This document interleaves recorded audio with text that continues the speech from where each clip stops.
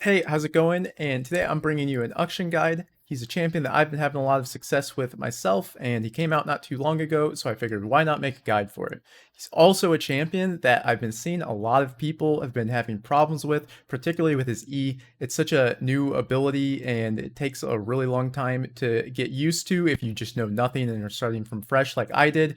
But if you're one of those people who've been having problems with it, I promise you, if you watch this video, you'll find that the champion's actually really simple to play, and he honestly might be one of the more easier mid laners to play. All right, with that being said, let's jump right into it. This is something that I just like to be transparent about because I know a lot of people watching this will be your first time seeing me. And a big question I always have if I see somebody new is, what rank they are, how good are they, just because you just want to know if they can back up what they're talking about or just kind of what their grounds are for, or like what validates the stuff they're saying. So I'm a Grandmaster's Peak mid laner at the time of making this video. I'm at 278 LP, and Akshan's currently my most played champion and my highest win rate so far for the season. And all of my op.gg and things like that will be down below in the description, so you can kind of judge that for yourself if you would like. So moving on, why play Akshan? Some pros is he has few bad matchups. He's really strong at all points in the game. His first few levels is probably his weakest, but he's still strong enough to where he can win 1v1, but generally he's just at threat to ganks and stuff. If he does get a lead, he can snowball really hard. He's a relatively simple champion besides his E, but once you get the hang of his E, it's really easy to use. And he is an extremely versatile build. Really, no matter what situation you're in, you have really good items. You can build defensive items, you can go full damage, things like that. He always has really good items almost every game. Cons are his E feels clunky initially. There's a bit of a learning curve with him, with it just being such a new ability, and he's really frustrating to play when countered. Extremely frustrating, especially when you're getting used to it, because some champions can just interrupt your E so easily, and then once you get interrupted, you're just a sitting duck sitting there. But those honestly are the only cons I would consider for the champion. He's honestly really strong. For runes, the page right here is going to be what you're taking most of the time, more often than not. If you feel like you're not, like you won't really need the bone plating, you're against not really like an assassin or things like that, you can go to conditioning if you want, just kind of some extra tankiness. Or if you really feel like you don't need the extra defenses, you can just go domination secondary and get the extra healing. And those are really nice for the mid to late game for the scaling. But I personally almost always am using this page right here with these two just because of how well bone plating works with this passive, and I'll go in a little bit more detail to that later on in the video. For items, you really have a lot of options with Akshan. Generally, you'll go with your Mythic first, and then from there, you'll go into Wit's End, or if you want, you can just go directly into Crit. If they have magic damage, I generally like to just go Wit's End just for the extra defenses. The defenses help him out a lot. The Mythic you go really doesn't matter as well. I actually really like Shield Bow. Uh, the lifeline passive comes in really nice. The extra damage also is nice from Kraken, though, so it's really up to preference. It's about 50-50 which one I go, but if they have assassins and things like that, you're going to want to make sure that you're getting the shield bow. It will help out a ton.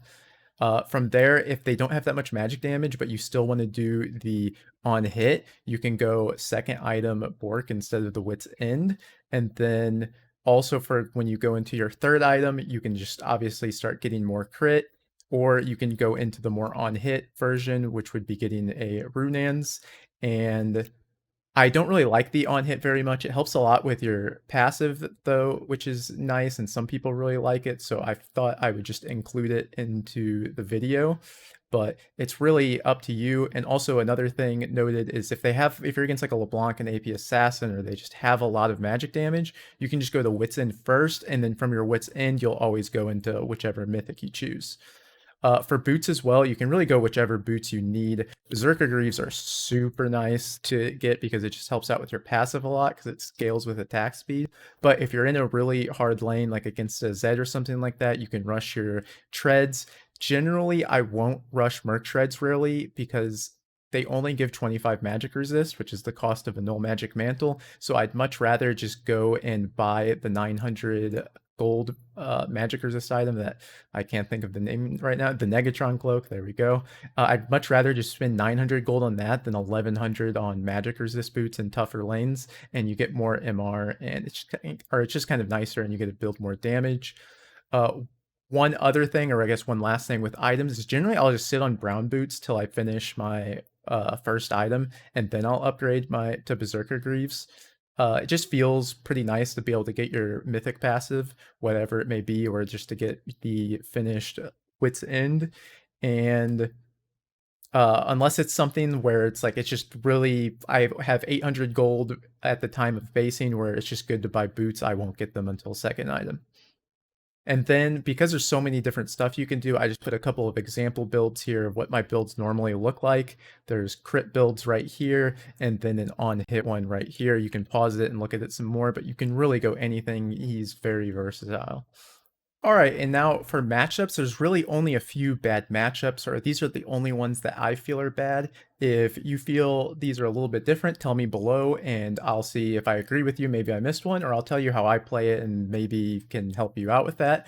But obviously, it's two obvious ones here, Yasuo and Irelia. They can just dash onto you. They can cancel your E really easily. Yasuo has his wind wall, just pretty annoying to deal with for ranged champions. Anivia is another pretty obvious one. Anytime you're trying to E away, she can just wall you off and cancel it, and then you're just stuck sitting there. It's really annoying to play against. Generally, you can lane just fine against it, but you just can't be aggressive at all, and it's just a super annoying matchup. Galio is really strong into him. It's something generally you see ranged champions bully him, but the problem with it is you really can't play aggressively, because if you're ever E'ing in or E'ing away, Galio just has to tap his W really fast, and the taunt just instantly knocks you off, and then you get full comboed by him. And then same with Lysandra, she just E's at you, and even if you start E'ing away, she can get within close enough range to just cast her R, and then it buffers through even though you get out of range, and then you just die to a gank. So Lysandra is also another super annoying one. But in general, even when you get good lanes, the jungle and support will be your biggest threat. A lot of times, things like J4 are popular in the meta, Lee Sin, Alistar, Leona, things like this that can have gap closers get behind you in the laning phase when you're trying to play up and bully your opponent. They will give you a lot of problems and interrupt your E and just chain CC you forever. And then once your E gets interrupted, you are just stuck in place and you have no other form of gap closing, and it really feels bad and it's really annoying. So jungler and support is definitely something you have to watch out for. All right, so I just wanted to really quickly go through what his abilities do. His passive is pretty simple, just a 3-hit passive, gives you a shield and does some damage, simple stuff. He also has a double hit passive. Your double hit actually has a bit of a grace period, so if you're attacking someone at max range and they walk away, the auto will go through even though they went through max distance, so that's something to note for trading. It makes trading with him early really strong. He also, if he only shoots one shot, gains a small burst of movement speed, and that scales with your attack speed. This is the one advantage that the on-hit build does have, is because you get so much attack speed. So if I just buy some items really quick here, you'll see, and generally once you get Berserker Greaves 2 items, you get to a point where you can just permanently kite people with how fast you move from hitting one. So if you're running away from somebody, you can just do this and you can just chase them down. It makes him super strong in the side lane and in 1v1s once he gets some items. And then with his Q is actually a pretty lackluster ability. You actually max his second and you'll max your E first, just because it does, or the resets, it's really a lot of value early, and gives you a lot of early kill pressure in lane, and as well for skirmishes and stuff like that, your E will just be better. But the Q is basically just a Sivir Q that does a lot less damage, and also kind of has a Seraphine R mechanic where it extends. So if I throw it like this, it extends past a far range, but if I hit nothing, it just goes short. And you could theoretically get it to go across the entire map if you just lined up target dummies. But yeah, so generally the main thing that your Q is used for is to either pop your passive or to just get a point in your passive. And the reason why that matters is your E will focus enemy champions marked by your passive. So if they're standing in the minion wave and you just throw your Q through the minion wave, hit them, and then E into them, your E will just focus the champion, which makes it super strong for trading, and a lot of people get caught off guard by the damage. So moving on with this W, and also another thing I didn't mention with the passive is the scoundrel mechanic, where if somebody kills somebody on your team, they get marked, and if you kill that target, you end up reviving the person they killed, and you also get a bonus amount of gold for killing that person as well. The revive, honestly, it seems really broken, but it's kind of just a weird mechanic that it's just nice because they can get back the lane quicker. They lose less from dying. It makes trading 1-for-1 bad.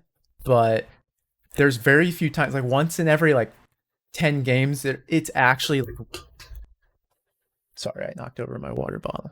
The once in every like 10 games, there's actually something where it's like, oh wow, the revive actually being useful here.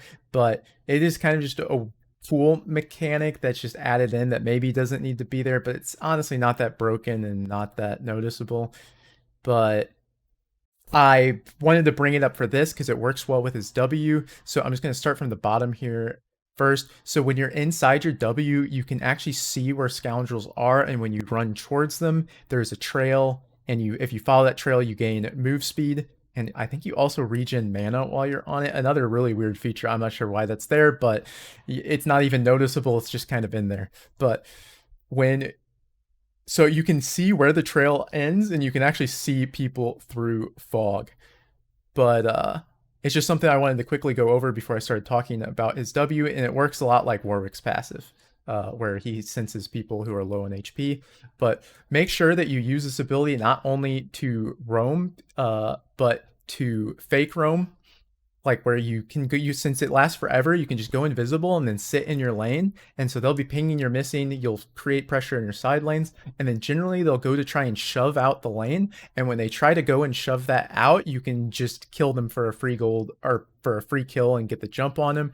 You can do that same thing in the side lanes as well to just hard snowball leads. Just kind of sit invisible once you shove the wave, and somebody will eventually come catch the wave and you get free kills. So right here is kind of what I was talking about with the vision.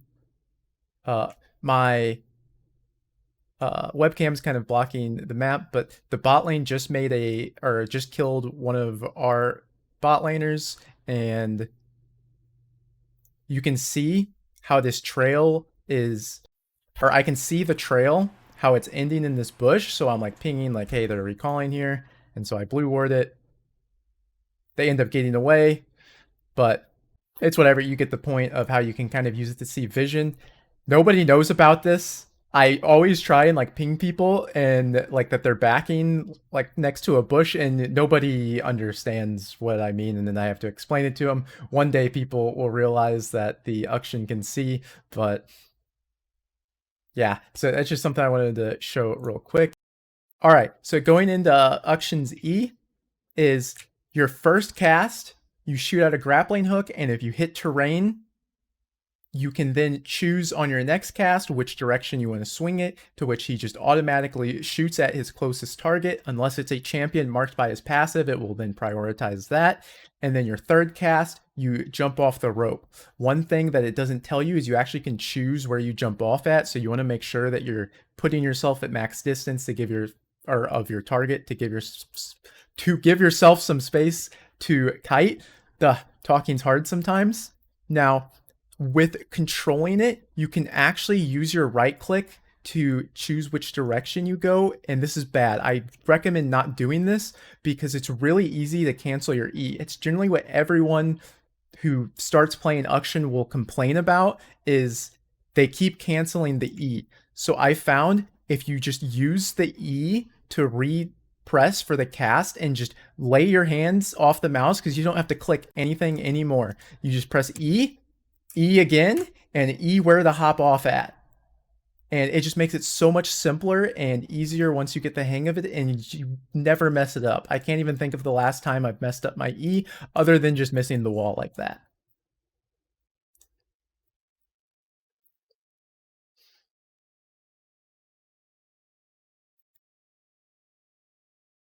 All right, and then again, focusing with where you hop off at. Let's say I'm jumping onto this target dummy. I swing in, and then I put myself right here so there's space to kite around. And I give myself a better positioning. You can also, if you're swinging in tower range, you can hop out to make it a bit easier to tower dive. But those are kind of the basics. All right, so going on with the advanced stuff with the E, I think because the only ability that's similar to his E is Camille's hookshot, people have a tendency to want to aim for like the edges of walls, because with Camille that gives you the most distance. But that's generally a thing you want to avoid with Akshan for this reason. So let's say I want to shoot for a corner like this, and I slide through, I end up right here. But if you learn to just get used to shooting on the inside of walls, you actually can get so much more distance, and it makes going through the jungle so much easier. Because a lot of times, if there's, let's say you're trying to get here, you'll just like throw your hook right through here and you'll get short. But if as you're walking up, you just shoot towards the inside of the wall, you're able to cover so much more distance. And this works with basically every kind of wall. So if you're right here, you can just shoot, swing through, but let's say I shoot on the edge right here. The only way to get through like that is just this little short distance swing, or even worse, if you're trying to get through, you might hit the wall and get canceled. But generally, just shoot the inside, and then the E becomes so much easier. And a lot of people don't realize that right away, but like that's the number one thing, is just aim for the inside of walls, and everything's just so much easier. You can see right here, it's just effortless getting through the jungle and getting really good ease, where if there's ever fights around or if you're going to roam, everything's just so much quicker to navigate around. You're so hard to catch. You can get so much damage off with your E by doing this. And then I actually have one lineup here as well. It's something that I really did want to do lineups. You know, this is in Counter-Strike. I'm not going to be telling you to throw a smoke grenade like off the Baron pit to block off red buff like you do in CSGO with lineups. But the only thing here that's actually really useful is instead, so let's say you're trying to dive the bot lane here, and this also works if you're diving top lane over here.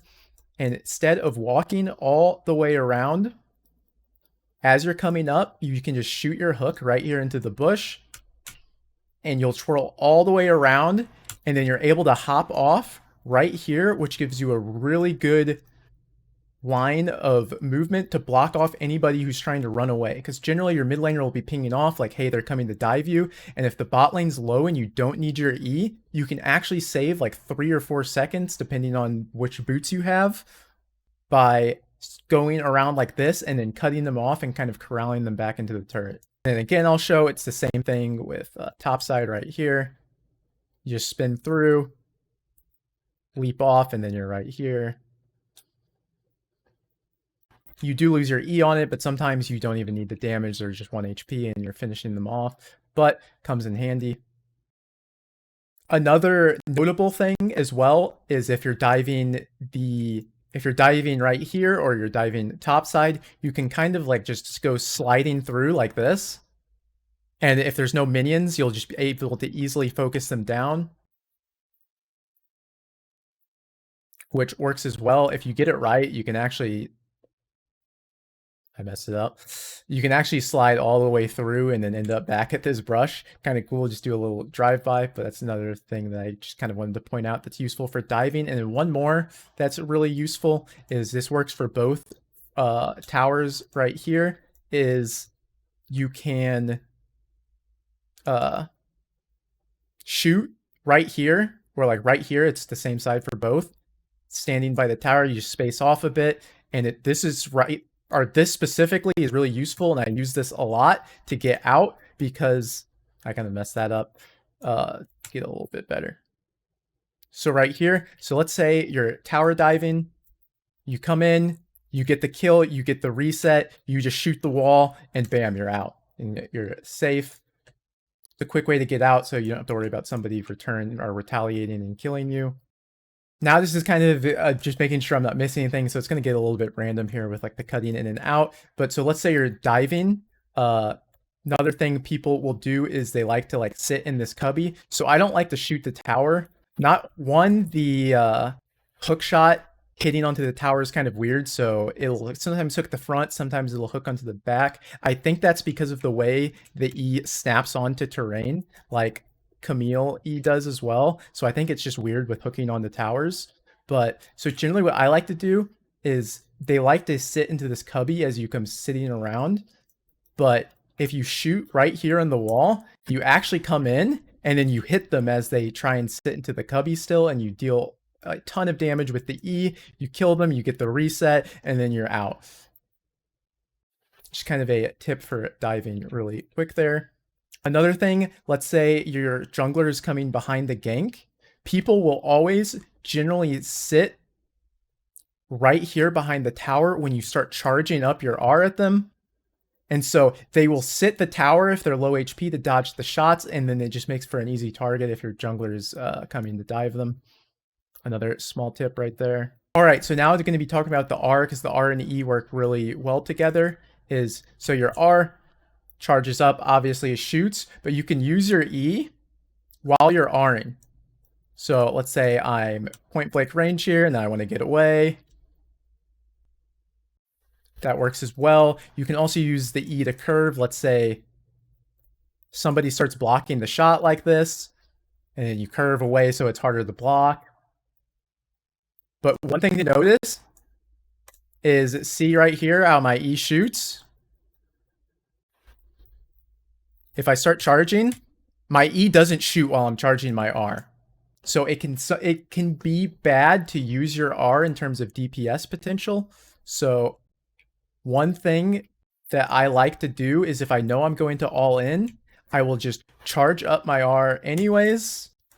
And then as it's shooting, I go to swing so I can still get some damage out of my E. I didn't do it quite good there. You generally want it to be as your last shot of your R is shooting, you're getting in range with your E, and you can kind of get some more damage off that way. I like doing it for dives and things like that, but it's also perfectly fine if you're planning on all inning to save it. So if they end up flashing away from you, it's easy to just charge your R and then finish them off. But that's really all you will use your R for, and then use your E. It's kind of why I saved it for last. Pretty small stuff. All right, so one thing to note here with your E as well is that you're actually really hard to tower dive, because, and now I want you to note my distance from the tower here, because there's actually a like sweet spot to where you can just spin around, and it makes the champion almost impossible to dive. So you see here, I kind of set up for it because thinking the Akali might dive. And as soon as she commits, I just shoot around, and you become impossible to catch while just nonstop shooting them. And it's really goofy when it gets pulled off, and it probably tilts your opponent a lot. I can't imagine how frustrated I would be if I would end up failing to dive because of something like that. But it's definitely goofy, but it works really well, and something that's important to note. So just another little goofy thing of somebody trying to dive. It's absolutely hilarious whenever it happens. So another thing with the E here, just kind of noticing, showing like the usage of things you can do with it. Right here, I see I'm in a pretty stuck spot.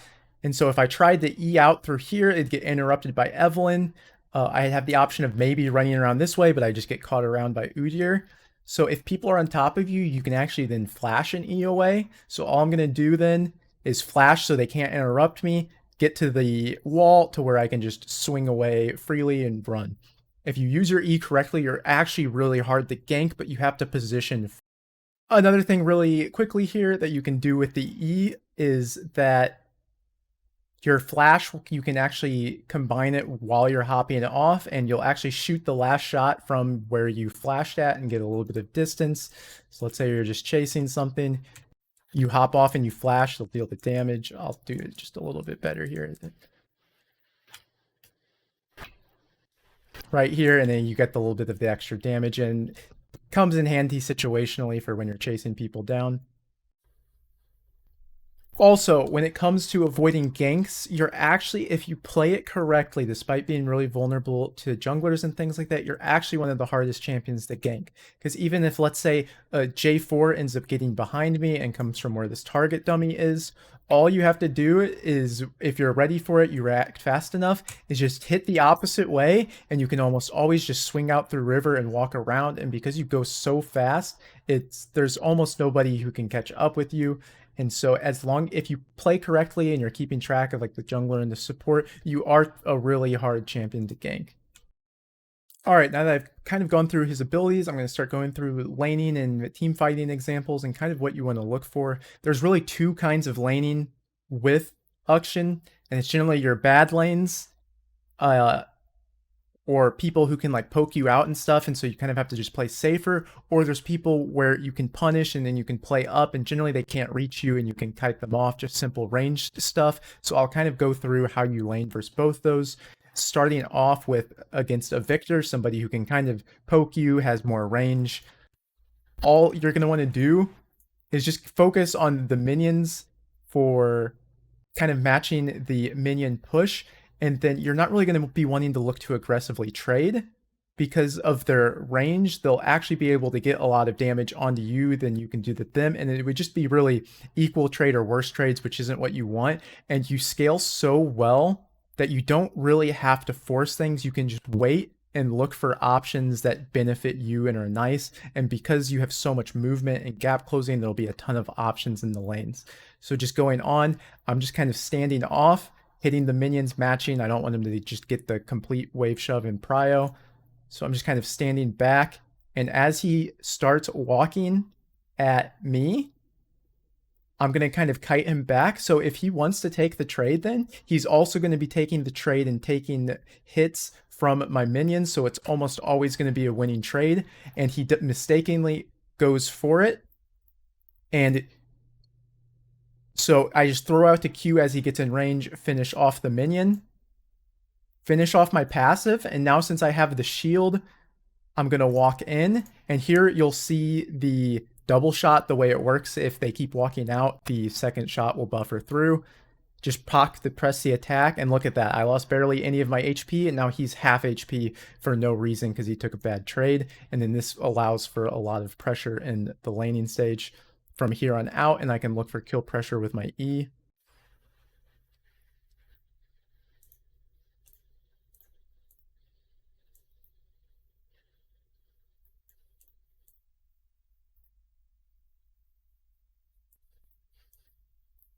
So then just fast forwarding a little bit, once I hit level 2, I then take my E. And so all that I'm looking for here is a way where I can get my Q to mark him, and then maybe I could E in to punish him. But if it's not that, like, I'm not too worried about over forcing, just kind of playing the lane slow.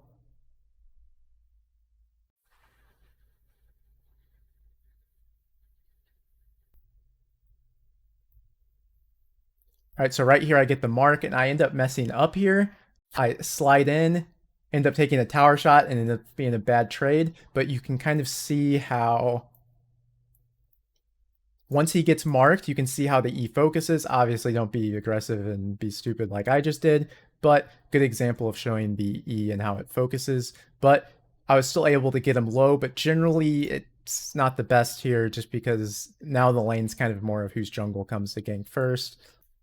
All right, so now continuing a little bit later in the lane, and here's a thing that I want to notice about how much kill pressure you have with this Emax. You'll see here I just took at level 3 because your W is basically useless. Just go the extra point and E. It gives you a lot of kill pressure just by being able to take the extra point. The extra damage is nice.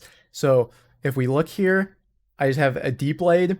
I have a Longsword, and I'm at 60% HP, and he's at about 90, 80-ish% HP. I mark him with my Q, his bone plating goes away, and I almost completely one-shot him with just the E alone. It's actually crazy how much damage this has. And then Echoes ends up there, we end up trading, but you'll notice, so I didn't panic, use my E here. when the echo comes in, I don't panic use my E because I know I'm so low HP that I can't kill the echo. So what I'm trying to do is if I try, maybe if I hook the wall right here, I'd be able to swing out. But I want to get to this wall right here so I can do a wide swing away. Basically, is all I try and do. He ends up catching me though before the E can land and I end up dying. So now with going with someone you can bully a bit more, something like an Akali melee champion, you'll see I could maybe do a bit better job level 1 of pushing her off the wave.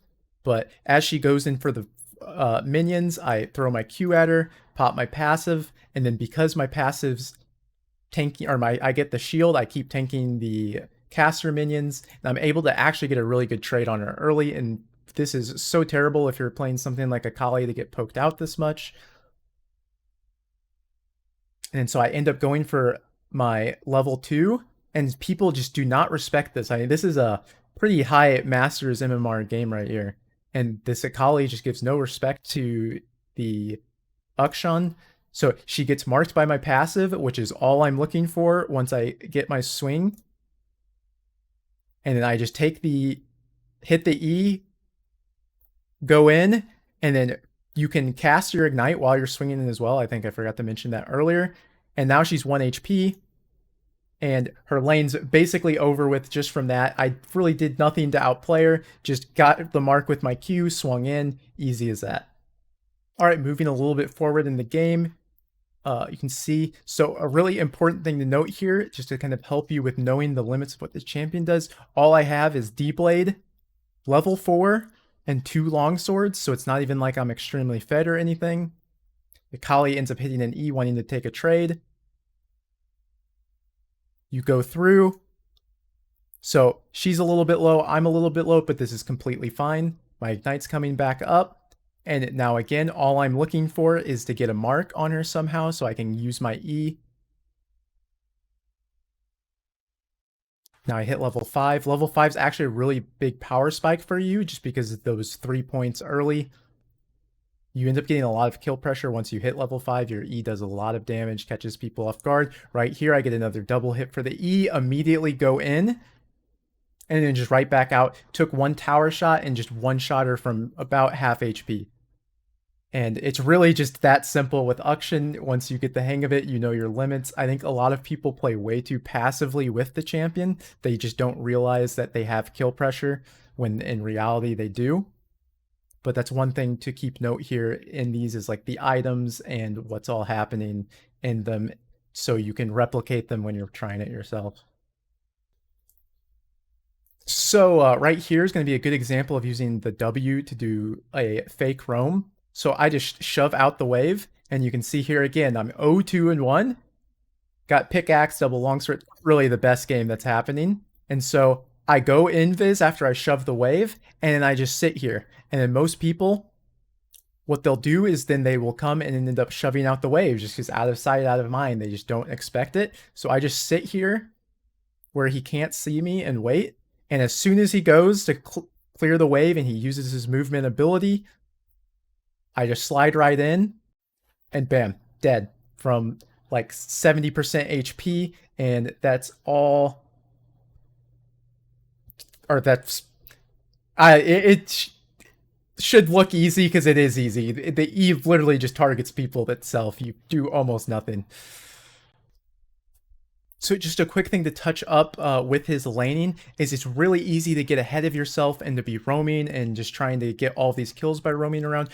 But make sure you're not overdoing it. You want to make sure you're getting good amounts of CS, you're getting good XP, because as long as you do that, even if you're just going even into the mid game, you can hard snowball into the side lanes. So you really want to be trying to get the 7 to 8 CS per minute and make sure you're not getting like 5 to 6 CS per minute, even though sometimes it just happens because games can kind of become fiestas.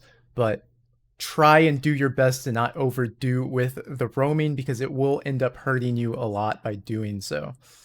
So really quickly, I'm just going to kind of talk about the mid-game some before going into this. I don't have too many clips of it, but all you're really going to want to do is You just go invisible, play off the side lanes just like any other champion, but just make sure you're abusing the invisibility and kind of being able to catch people off guard and things like that. Unfortunately, a lot of my footage accidentally got deleted because I needed to free up space and I thought I was deleting something else. So I don't have too much like mid game clips, but his mid game's pretty simple. If you have the lead, you can just go in the side lane and abuse it, or you can look to make picks. What I'm going to be showing here is, one sec, I have to turn off my webcam so you can see the mini map.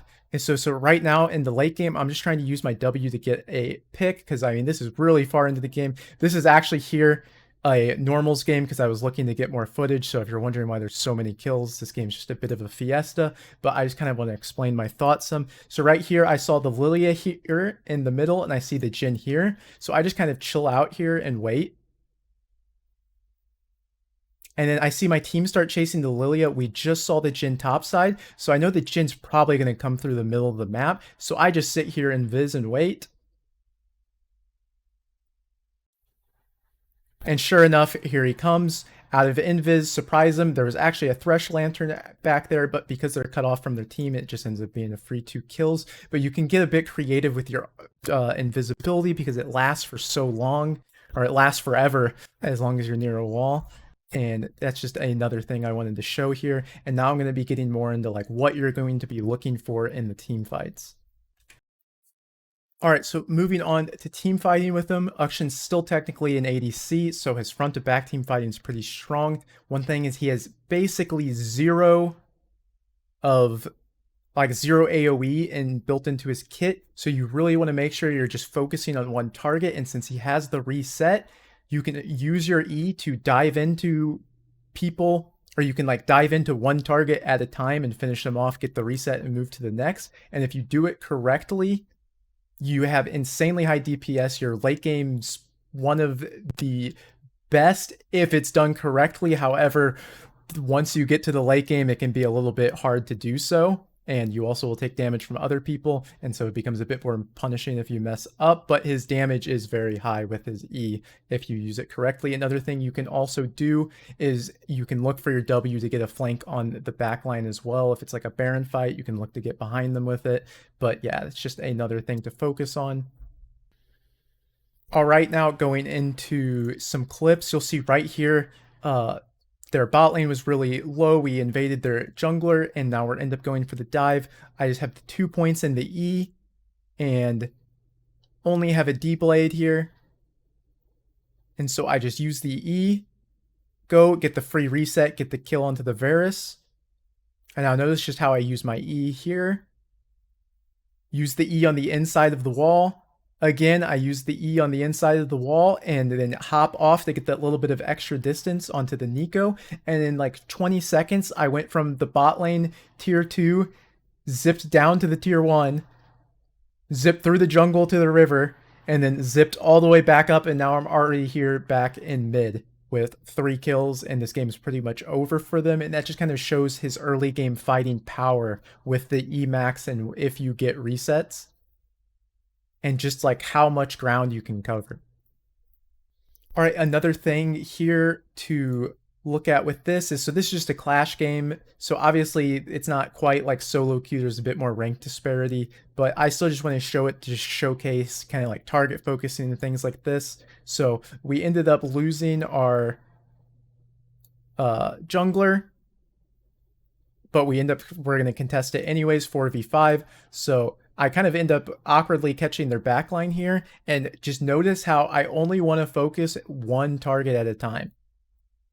So the Lulu's in front, so I shoot my E to focus her, and then I get another E reset, and then I get the Ashe.